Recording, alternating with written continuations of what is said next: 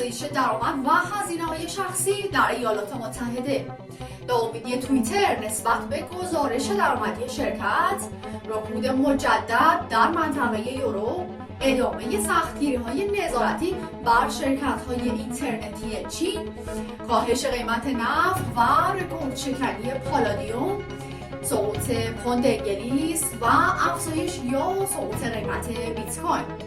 در مشروع اخبار آنچه باید در بازارهای مالی امروز بدانید را به سمع نظر شما خواهم رساند.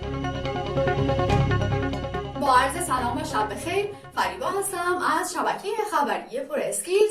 امروز جمعه 30 آپریل 2021 برابر با 10 اردیبهشت ماه 1400 با اخبار اقتصادی در خدمت شما هستم.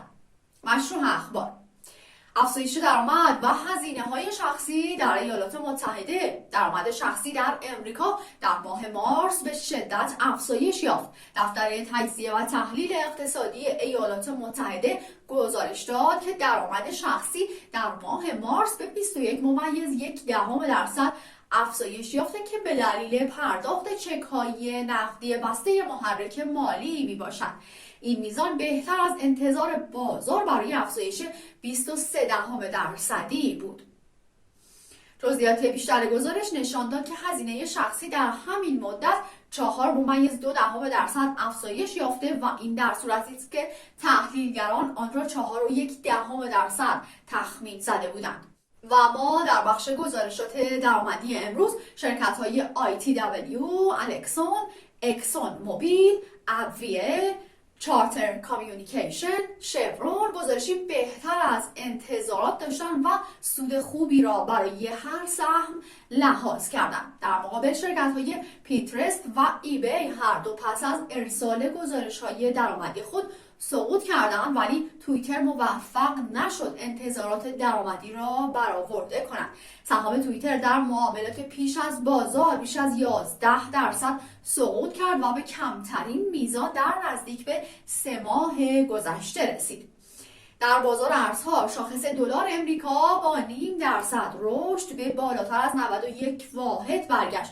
دلار امروز نسبت به اکثریت ارزها در سطوح بالاتری معامله شد و اما پوند انگلیس با افت 0.5% نسبت به دلار امروز ضعیفترین نمایش را داشت. در بازارهای سهام امریکا امروز و در اولین ساعت معاملاتی شاخص‌های داو جونز، نزدک و S&P 500 هر سه معاملات خود را با نوسان در محدوده 0.3% تا 0.5% افت شروع کردند. و البته طلا که تا قیمت 1788 دلار در این هفته رشد کرده بود، با از دست دادن فایده هایش به قیمت 1765 دلار رسید و در این قیمت معامله می شود.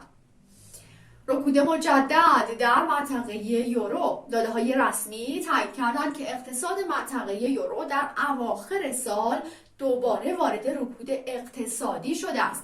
داده های تولید ناخالص داخلی 3 ماه اول 0.6% کاهش را نشان می‌دهد، در حالی که تولید ناخالص داخلی 1.8% به طور سالانه کاهش یافته است. این ارقام که با اثرات محدودیت‌های طولانی مدت و شروع آهسته کمپین واکسیناسیون همراه بودند، هنوز هم اندکی بهتر از حد انتظارات منتشر شدند. نرخ تورم منطقه یورو در آپریل از 1.3% در ماه مارس به 1.6% رسید، چرا که الگوی آشنای اثرات پایه نرخ تورم را به هدف میان مدت بانک مرکزی اروپا نزدیک می‌کند.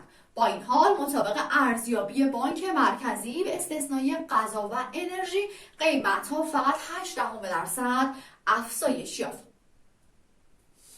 یورو که روز پنجشنبه در مقابل دلار رشد کرده بود، امروز کاهش یافت و به زیر سطح 1.21 سقوط کرد. در همین حال بازده اوراق قرضه 10 ساله آلمان نیز به منفی 0.013% عقب نشین کرد که در پی نشانه‌های بهبود بیشتر بعد از همه‌گیری است.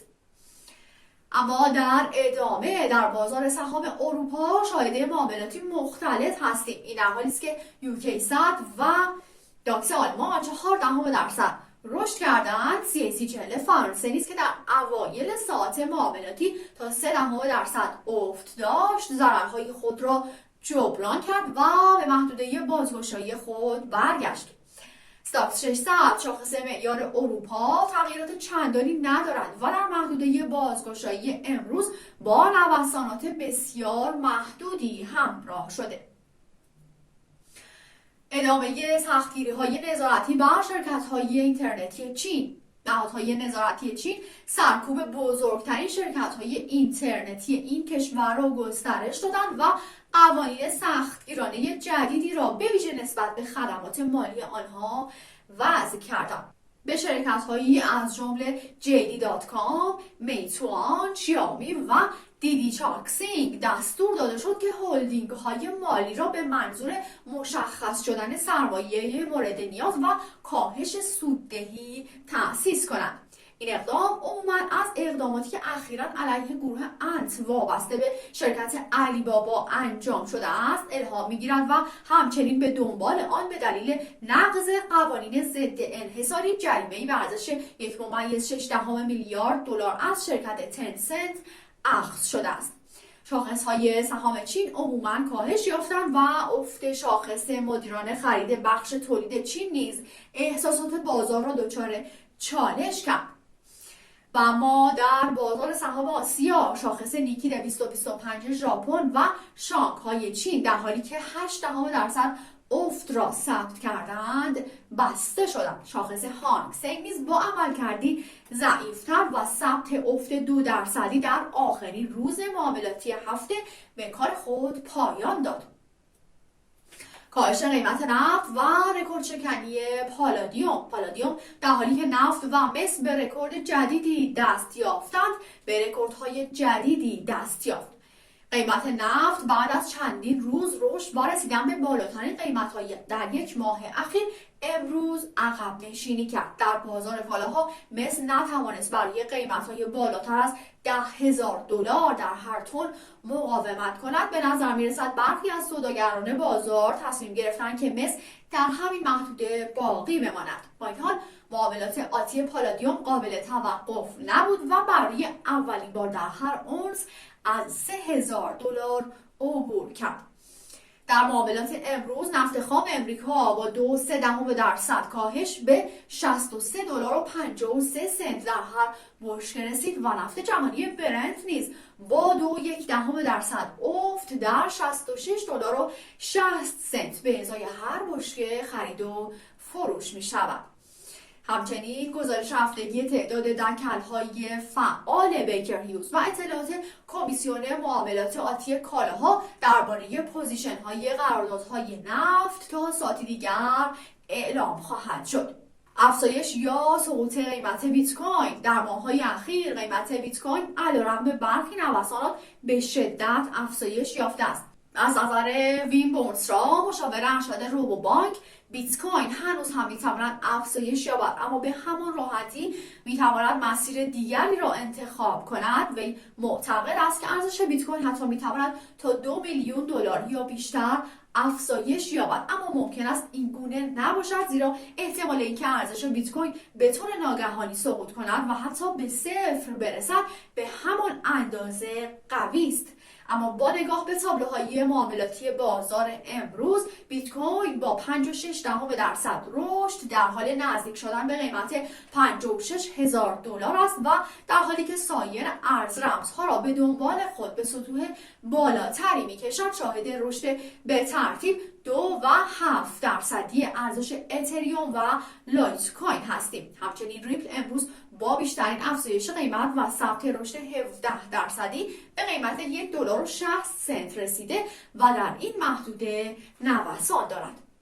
با سپاس فراوان از توجه شما عزیزان به این بخش خبری از شما دعوت می‌کنم برای دریافت اخبار لحظه به لحظه بازارهای مالی کانال تلگرامی ما را با آدرس @پراسکریپت نیوز دنبال بفرمایید. شب و روزگارتون خوش، فرخنده و پیروز باشید.